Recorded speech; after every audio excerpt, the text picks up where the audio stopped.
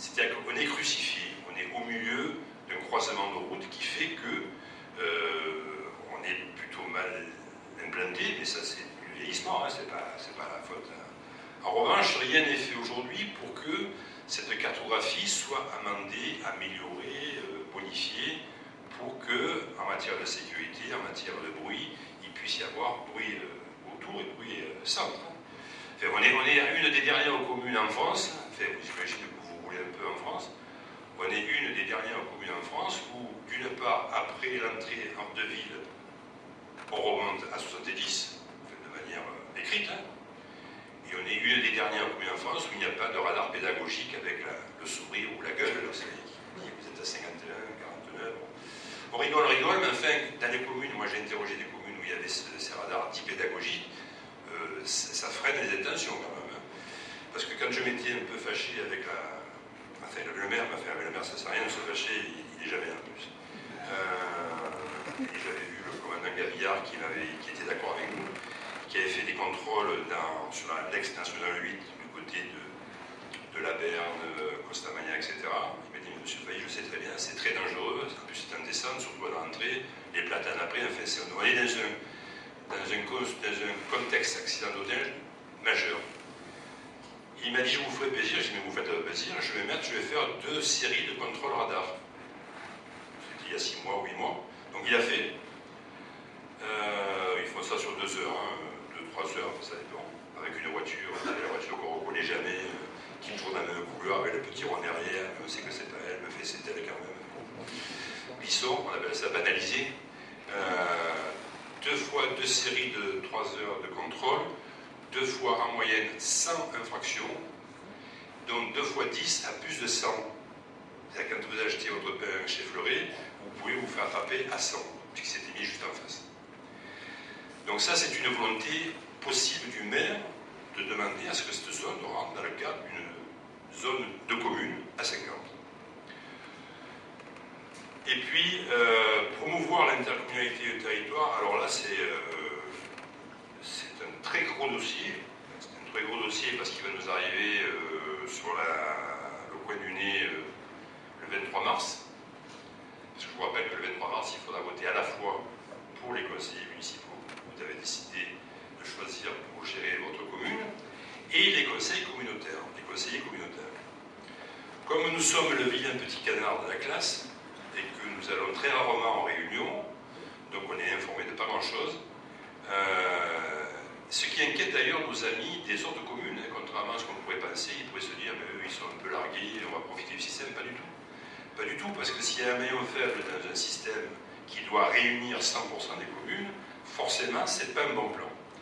Donc là, on va avoir un gros travail d'implication, hein, parce que ça va aller très vite. Hein, c'est-à-dire qu'en mars, les majorités sont élues. En avril, il faut aller au conseil, qui d'ailleurs peut être un conseil de communauté d'agglomération, puisqu'on est dans la phase en population où c'est possible. Donc là aussi, un très très gros dossier qui a été un peu laissé en plan par notre commune.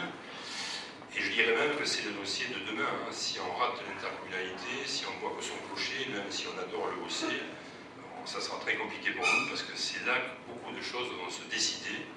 Et il faut être quelque part au centre de la décision, comme le citoyen dans notre droit. Voilà pour nos engagements. Alors pour ça, il faut une équipe. Il faut une équipe et on a décelé plusieurs caractéristiques d'une équipe.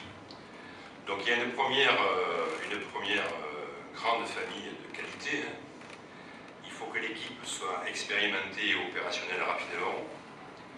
Bon, j'insiste sur ce point crucial parce que pendant que nous parlons, les dossiers tournent et l'équipe qui arrivera demain, si elle est peu formée et rodée aux affaires de la commune, plus elle sera débutante, plus ça sera compliqué pour elle. Donc j'insiste sur ce point, continuité nécessaire pour la bonne marche de la commune. Les affaires en cours sont lourdes, et je ne noircis pas le tableau, hein, d'autant plus qu'on ne se réunit pas. Donc on n'a pas soldé le compte de l'année 2013, on n'a pas vu ce qui allait se passer en 2014, donc on navigue chez nous à l'aveugle. été, elle, à 25 ans de gloire.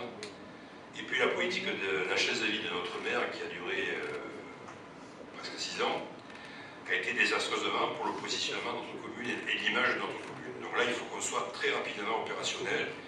Et nous devons être tous donc réactifs et unis le plus possible. Deuxième spécificité, deuxième caractéristique, il faut être serein et crédible.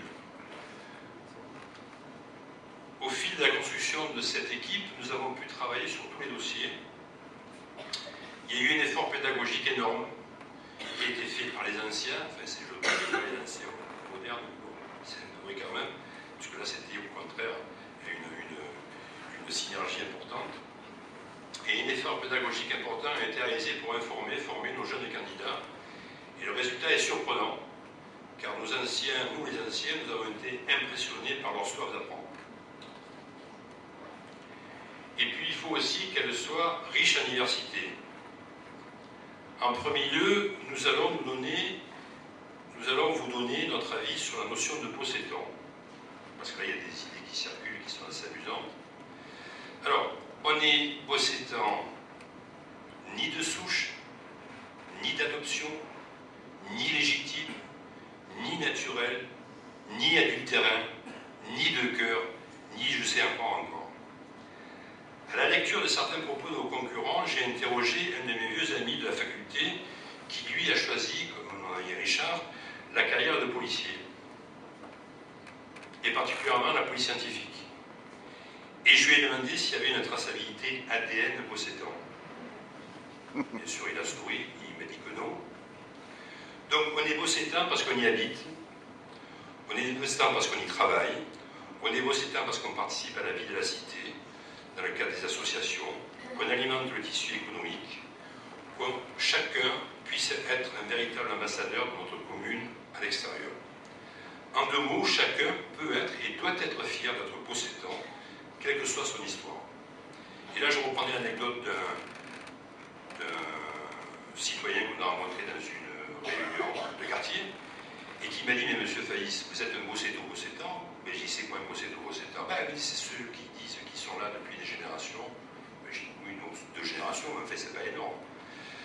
Et qu'est-ce que vous en pensez? Ben, je dis, écoutez, j'en pense qu'il y a des gens qui sont là depuis 2, 3, 4 générations, et puis c'est bien, et puis il y a des gens qui viennent d'arriver. Pour moi, il faut au contraire que cette intégration fonctionne au maximum, mais au mieux.